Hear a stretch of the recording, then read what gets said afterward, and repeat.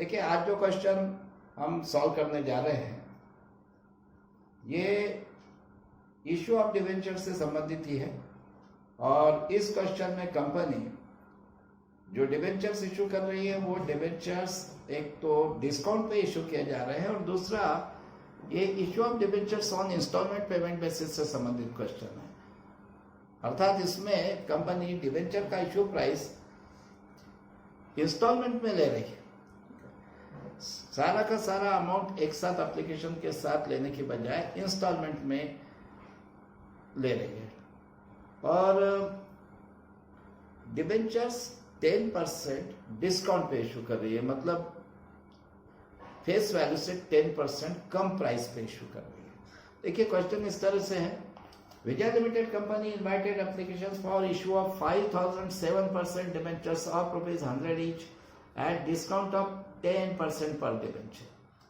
The issue price was payable as ₹30 on application, ₹30 on allotment, and balance on first and final call.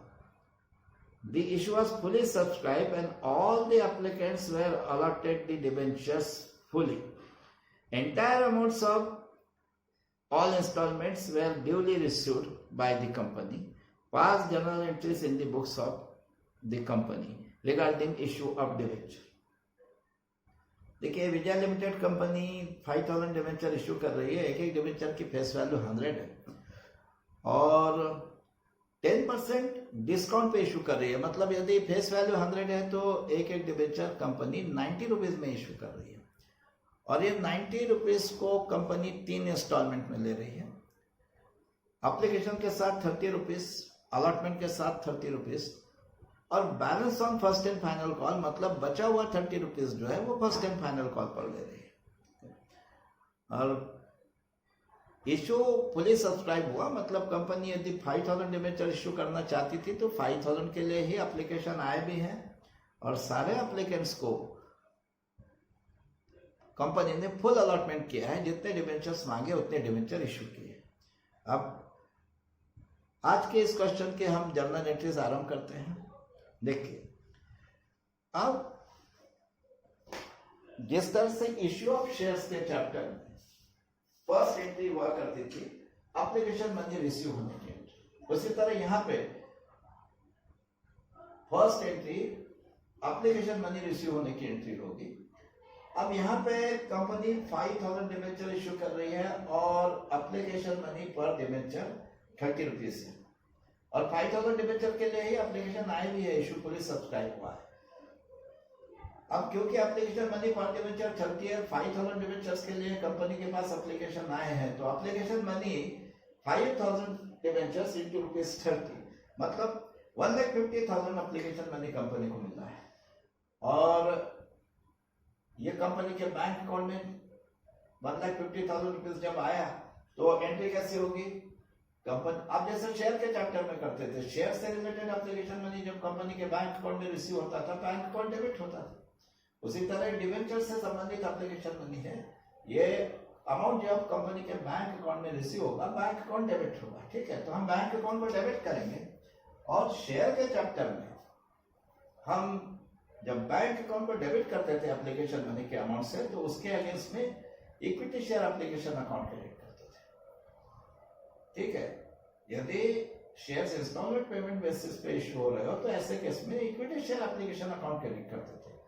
यहाँ पे debentures instalment payment basis पे issue हो रहा है, तो फिर हम इस एप्लीकेशन मनी के अमाउंट को बैंक अकाउंट में तो डेबिट करेंगे, लेकिन उसके अगेंस्ट में इक्विटी शेयर एप्लीकेशन अकाउंट के बजाय अब डिवेंचर एप्लीकेशन अकाउंट में क्रेडिट करेंगे।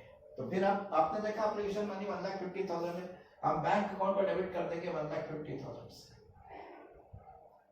Bank account debit 1,50,000। ठीक है, अब इस अमाउंट को मैंने पहले बताया कहां क्रेडिट करना है, डिवेंचर एप्लीकेशन अकाउंट में। ठीक है, to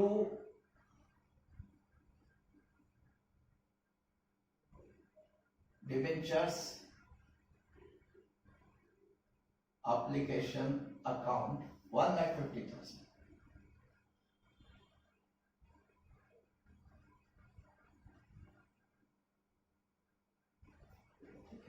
bank account debit 1,50,000 to debenture application account 1,50,000. ये एप्लीकेशन मनी के रिसीव होने की एंट्री हो गई. इसका narration being application money received.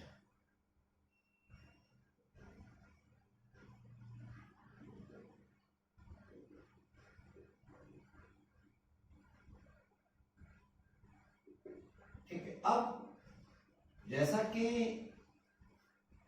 Issue of shares के चैप्टर में ये जो एप्लीकेशन मनी फर्स्ट एंट्री में इक्विटी शेयर एप्लीकेशन अकाउंट में हम क्रेडिट करते थे, उसको सेकंड एंट्री में वहां से इक्विटी शेयर कैपिटल अकाउंट में ट्रांसफर करना पड़ता था. उसी तरह ये डिबेंचर का जो एप्लीकेशन मनी हमने फर्स्ट एंट्री में डिबेंचर एप्लीकेशन अकाउंट में क्रेडिट किया है, इसे यहां से डिबेंचर अकाउंट में ट्रांसफर करना पड़ता है.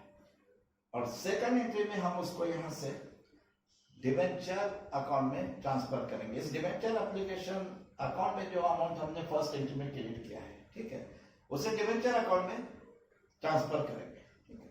अब जिस तरह से आप इश्यू ऑफ शेयर्स के चैप्टर में एप्लीकेशन मनी को इक्विटी शेयर एप्लीकेशन अकाउंट से इक्विटी शेयर कैपिटल अकाउंट में ट्रांसफर करने के लिए क्या एंट्री करते थे?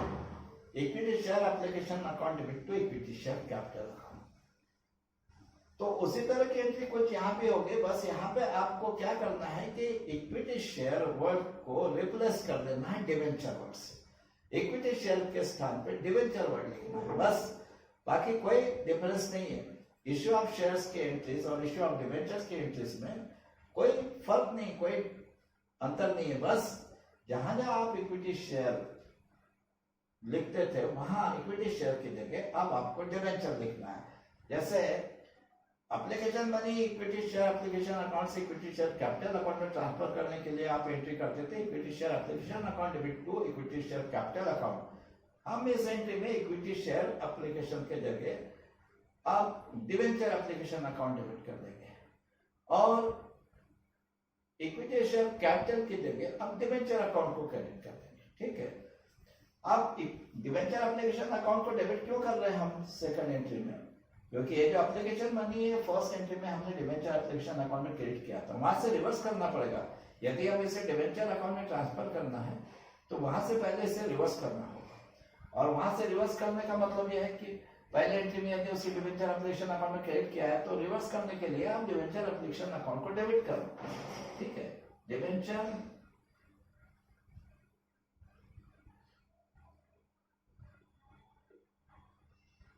एप्लीकेशन अकाउंट डेबिट 1,50,000 और इसे डिवेंचर अकाउंट में क्रेडिट करना है. अब ये डिवेंचर का नाम है 7% डिवेंचर्स. ये 7% असल ये वास्तव में इस डिवेंचर्स का रेट ऑफ इंटरेस्ट है. ठीक है. उसे इसी तरह लिखना होगा to 7% debentures account.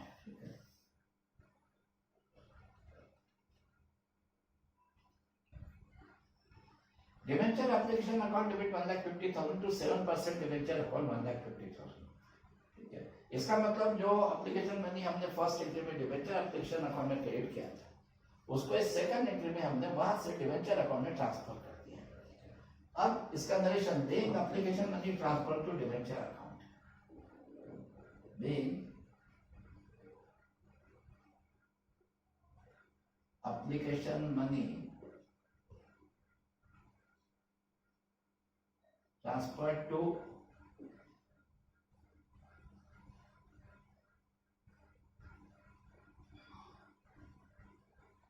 Debentures account.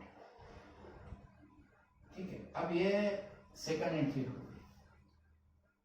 Application money से रिलेटेड दोनों एंट्रीज हो गई. फर्स्ट एप्लीकेशन मनी के बैंक अकाउंट में रिसीव होने की एंट्री और दूसरा उससे डिवेंचर एप्लीकेशन अकाउंट से डिवेंचर अकाउंट में ट्रांसफर करने की. अब इसके बाद अलॉटमेंट मनी वाला जो इंस्टॉलमेंट है उससे संबंधित एंट्रीज, क्योंकि यहाँ पर डिवेंचर इंस्टॉलमेंट पेमेंट बेसिस पे इशू हो रहा है. अब जिस तरह से अलॉटमेंट मनी से रिलेटेड एंट्रीज, ये इश्यू ऑफ शेयर्स के चैप्टर में आप देख चुके हैं, वहां पे भी दो एंट्रीज होती थी इसकी। अलॉटमेंट मनी से रिलेटेड जो एंट्री है वो भी दो होती थी, एक अलॉटमेंट मनी ड्यू की एंट्री और दूसरे उसके बैंक अकाउंट में रिसीव होने की एंट्री। तो यहाँ पे भी डिबेंचर से संबंधित जो अलॉटमेंट मनी है उसकी भी दो एंट्रीज होगी, एक अलॉटमेंट मनी ड्यू की एंट्री और दूसरी अलॉटमेंट मनी के बैंक अकाउंट में रिसीव होने की एंट्री। अब शेयर के चैप्टर में जब अलॉटमेंट मनी ड्यू होता था तो उसकी एंट्री क्या होती थी, equity share allotment account debit to equity share capital. यहाँ पे भी एंट्री उसी तरह से होगी, बस इक्विटी शेयर की जगह हम लिखेंगे debenture allotment account debit to 7% debenture account. ठीक है, debenture allotment account debit to 7% debenture account. चलिए मैं वो एंट्री कर देता हूँ, डिवेंचर।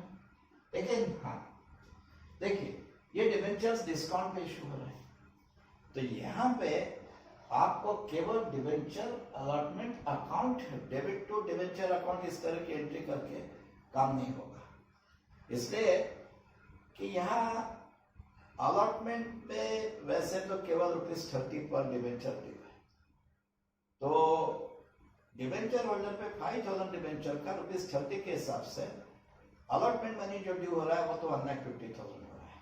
ठीक है, लेकिन यहाँ पे हमको डिवेंचर अकाउंट में जो अमाउंट क्रेडिट करना पड़ेगा वो पर डिवेंचर ₹40 के अनुसार क्रेडिट करना पड़ेगा। ठीक है, क्योंकि डिवेंचर यदि डिस्काउंट पे भी इश्यू हो रहे हैं, भले कंपनी एक एक डिवेंचर ₹90 में इश्यू कर रही है, डिवेंचर होल्डर को ₹90 में सेल कर रही है, पर कंपनी की लायबिलिटी जो है वो पर डिवेंचर ₹100 की क्रेडिट हो रही है।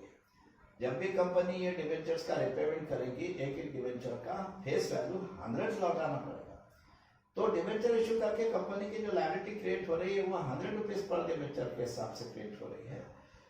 और डिवेंचर अकाउंट क्रेडिट इसलिए किया जाता है कि कंपनी डिवेंचर इश्यू करके एक लायबिलिटी क्रिएट कर रही है। ठीक है, लायबिलिटी क्रिएट होती है तो क्रेडिट होती है, इसलिए तो डिवेंचर अकाउंट क्रेडिट होता है। तो डिवेंचर अकाउंट तो फिर आपका जब क्रेडिट होगा, ठीक है, तो डिवेंचर अकाउंट में सारे इंटरेस्ट होने के बाद टोटल अमाउंट जो क्रेडिट होगा वो debentures issued, number of debenture issued के फेस वैल्यू के इक्वल अमाउंट से क्रेडिट होना चाहिए। जैसे यह 5000 डिवेंचर कंपनी इशू कर रही है और एक एक डिवेंचर का फेस वैल्यू ₹100 है, तो 5000 इंटू 100 डिवेंचर अकाउंट में टोटल अमाउंट जो क्रेडिट होगा वो 5000 डिवेंचर्स इंटू 100 5 लाख होना चाहिए। और वो केवल तभी होगा जब आप यहाँ पे अलॉटमेंट मनी ड्यू की एंट्री में डिवेंचर अकाउंट को ₹40 पर डिवेंचर के हिसाब से क्रेडिट करेंगे। ठीक है, यदि आप ₹30 पर डिवेंचर के हिसाब से डिवेंचर अकाउंट को क्रेडिट करोगे तो सारे एंट्रीज होने के बाद डिवेंचर अकाउंट में टोटल अमाउंट जो क्रेडिट होगा वो 5 लाख नहीं हो पाएगा। ठीक है, वो केवल 1,50,000 होगा। उसको अगर आपको डिवेंचर अकाउंट में सारे इंटरेस्ट होने के बाद टोटल अमाउंट यदि 5 लाख क्रेडिट करना है, यदि हम ये चाहते हैं कि वहां टोटल क्रेडिटेड अमाउंट 5 लाख हो, तो कहीं ना कहीं आपको ₹10 पर डिवेंचर अकाउंट में ज्यादा क्रेडिट करना होगा, और यह काम आपको अलॉटमेंट मनी ड्यू के एंट्री में करना पड़ता है। आप शॉर्ट में ऐसा समझ लीजिए कि जब भी डिवेंचर डिस्काउंट पे इश्यू हो रहे हो तो अलॉटमेंट मनी ड्यू की एंट्री करते समय आपको क्या करना है, डिवेंचर अलॉटमेंट अकाउंट को तो उतने अमाउंट से डेबिट करना है जितना वास्तव में डिवेंचर होल्डर पे ड्यू हो रहा है। जैसे यहाँ 5000 डिवेंचर पे ₹30 पर डिवेंचर के हिसाब से अलॉटमेंट मनी ड्यू हो रहा है 1,50,000, तो डिवेंचर अलॉटमेंट अकाउंट को तो हम 1,50,000 से डेबिट करेंगे।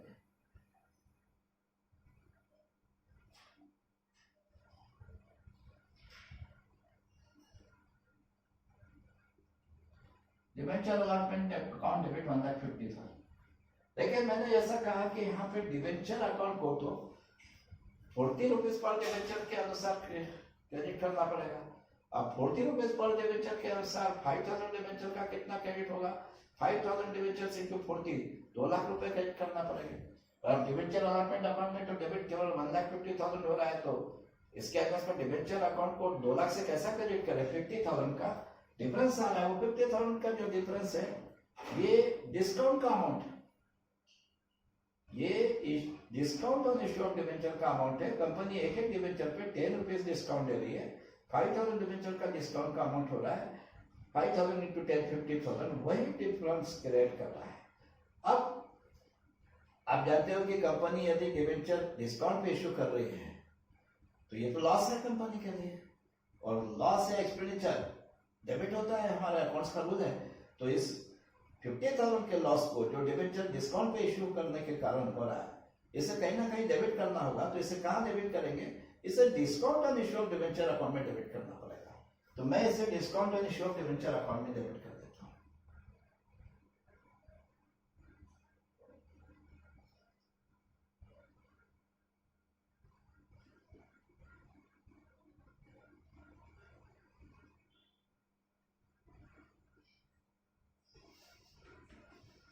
Discount on issue of debentures account debit 50,000, जितना डिस्काउंट का अमाउंट है। और अब मैंने दो अकाउंट डेबिट कर दिए हैं। Debenture allotment account debit 1,50,000, discount on issue of debentures account debit 50,000। और अब दो अकाउंट यदि मैंने यहाँ डेबिट कर दिए, एक 1,50,000 से, दूसरा 50,000 से, तो डेबिट होने वाले दोनों अकाउंट की टोटल हो रहे 2 लाख। तो मैं इनके अगेंस्ट में आप डिवेंचर अकाउंट को 2 लाख से क्रेडिट कर सकता हूं, क्योंकि अब कोई डिफरेंस नहीं है, कोई डिफरेंस क्रिएट नहीं होता है। तो मैं इन दोनों अकाउंट के अगेंस्ट में डिवेंचर अकाउंट को 2 लाख से क्रेडिट करूंगा। 27% डिवेंचर्स अकाउंट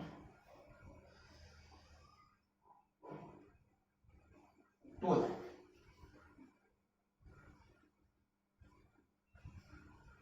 देखिए तो एंट्री कैसी हो गई? Debenture allotment account debit 1,50,000, discount on issue of debenture account debit 50,000, तो 7% debenture account 2 lakh.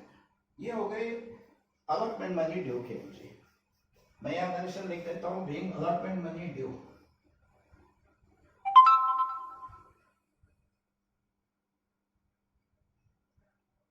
Money due and discount on issue adjusted। Discount on issue का मतलब discount on issue of debenture adjusted, being allotment money due and discount on issue adjusted. ठीक है, देखिए 3 entries हो गई। Application money के receive होने की एंट्री, उससे डिवेंचर अकाउंट में ट्रांसफर करने की एंट्री, फिर अलॉटमेंट मनी ड्यू की एंट्री। अब अलॉटमेंट मनी जब बैंक अकाउंट में रिसीव होगा, बैंक अकाउंट में तो डिवेंचर होल्डर की तरफ से केवल इतना ही आएगा जितना ड्यू था, 1,50,000। क्योंकि डिवेंचर से यदि 10 रुपीज डिस्काउंट पे बेचे गए हैं तो पब्लिक की तरफ से, डिवेंचर होल्डर की तरफ से तो कंपनी को केवल 1,50,000 के अलॉटमेंट मनी प्राप्त होगा। ठीक है, और एंटायर अमाउंट आया है, वहां लिखा है कि सारे इंस्टॉलमेंट का एंटायर अमाउंट रिसीव भी हुआ है कंपनी को। तो फिर ये अलॉटमेंट मनी 1,50,000 जब बैंक के कंपनी के बैंक अकाउंट में आएगा तब एंट्री कैसी होगी? बैंक अकाउंट में 1,50,000 जब आएगा, रिसीव होगा कंपनी के, तो अगेन बैंक अकाउंट डेबिट हो जाएगा 1,50,000 से। ठीक है, और उसके अगेंस्ट में हम डिवेंचर अलॉटमेंट अकाउंट को क्रेडिट कर देंगे 1,50,000 से। क्योंकि देखिए ये जब डिवेंचर अलॉटमेंट अकाउंट को हमने ड्यू की एंट्री में डेबिट किया था 1,50,000 से, वो इसलिए किया था कि भाई डिवेंचर होल्डर पे 1,50,000 हमारा अलॉटमेंट मनी ड्यू हो रहा है, ये बताने के लिए किया था। ठीक है, डिवेंचर अलॉटमेंट अकाउंट को डेबिट करने का उद्देश्य यह था कि डिवेंचर होल्डर पे 1,50,000 ड्यू हो रहा है। ठीक है, और यदि वो 1,50,000 पूरा रिकवर हो गया है, आ गया, तो फिर आपको डिवेंचर अलॉटमेंट अकाउंट क्लोज हो जाना चाहिए, क्योंकि पूरा अलॉटमेंट मनी रिकवर हो गया। अब वो यदि आपने ड्यू के एंट्री में उस डिवेंचर अलॉटमेंट अकाउंट को 1,50,000 से डेबिट किया था, अब यदि उसको क्लोज करना है तो उतने अमाउंट से उसको क्रेडिट भी करना पड़ेगा, यानी 1,50,000 से। इसलिए हम डिवेंचर अलॉटमेंट अकाउंट को 1,50,000 से क्रेडिट कर देंगे, बैंक अकाउंट को डेबिट कर देंगे। ठीक है, क्योंकि कंपनी के बैंक अकाउंट में 1,50,000 रिसीव हुआ, इसके बैंक अकाउंट डेबिट और डिवेंचर अलॉटमेंट अकाउंट को क्रेडिट कर देंगे। तो देखिए bank account debit 1,50,000 to debenture allotment account 1,50,000, ये बैंक अकाउंट में अलॉटमेंट मनी रिसीव होने की एंट्री है। बिग अलॉटमेंट मनी रिसीव, ठीक है। अब एप्लीकेशन मनी की दो एंट्री हो गई, एप्लीकेशन मनी बैंक अकाउंट में रिसीव होने की एंट्री, उससे डिवेंचर अकाउंट में ट्रांसफर करने की एंट्री। अलॉटमेंट मनी ड्यू होने की एंट्री हो गई, अलॉटमेंट मनी के बैंक अकाउंट में रिसीव होने से संबंधित एंट्री हो गई। अब एक और कॉल बचा है, एक और इंस्टॉलमेंट बचा है। कंपनी केवल 3 इंस्टॉलमेंट में पैसे ले रही है, लास्ट इंस्टॉलमेंट बचा है फर्स्ट एंड फाइनल कॉल, और उस पर भी ₹30 पर डिवेंचर ड्यू है। अब जिस तरह से इश्यू ऑफ शेयर के चैप्टर में first and final call money due की एंट्री होती थी, equity share first and final call account debit to equity share capital account, यहां उसी तरह की एंट्री होगी, बस ये करना है कि इक्विटी शेयर की जगह debenture first and final call लिखना है, debenture first and final call, और इक्विटी शेयर कैपिटल की जगह डिवेंचर अकाउंट लिखना है, ठीक है। Equity share first and final call account debit to equity share capital के जगह पे आपको debenture first and final call account debit to 7% debenture account लिखना है, ठीक है। तो अब मैं यहां एंट्री लिख देता हूं, debenture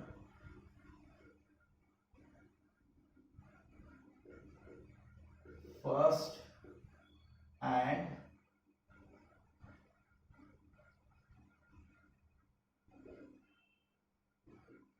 final call account debit.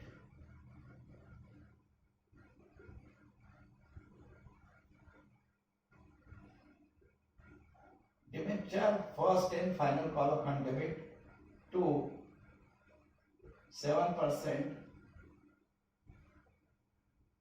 Debentures account. अब अमाउंट कितना होगा इस एंट्री का, जितना first and final call money debenture holder पे ड्यू हो रहा है वो इस एंट्री का अमाउंट होगा, और फर्स्ट एंड फाइनल कॉल पे भी पर डिवेंचर ₹30 ड्यू है, तो 5,000 डिवेंचर्स का हो जाएगा 5,000 इंटू ₹30, 1,50,000, ठीक है। Debenture first and final call account debit 1,50,000 to 7% debenture account 1,50,000, और इसका narration being allotment being first and final call money due.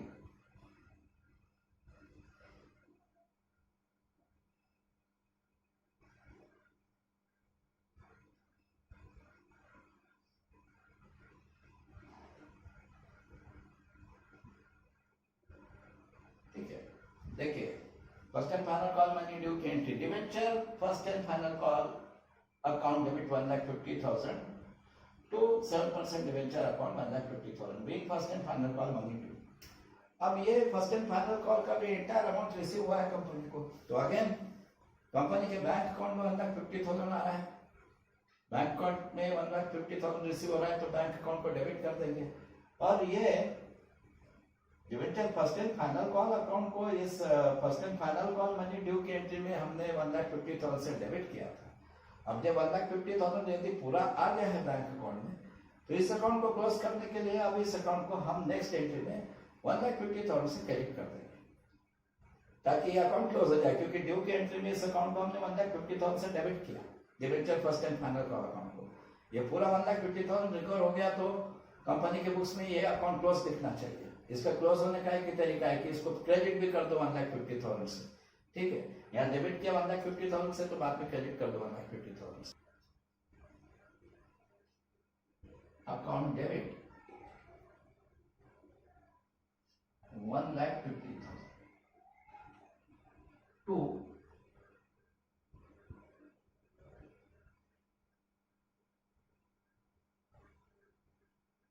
Debenture first and final call account 1,50,000, और इसका narration being first call money receive.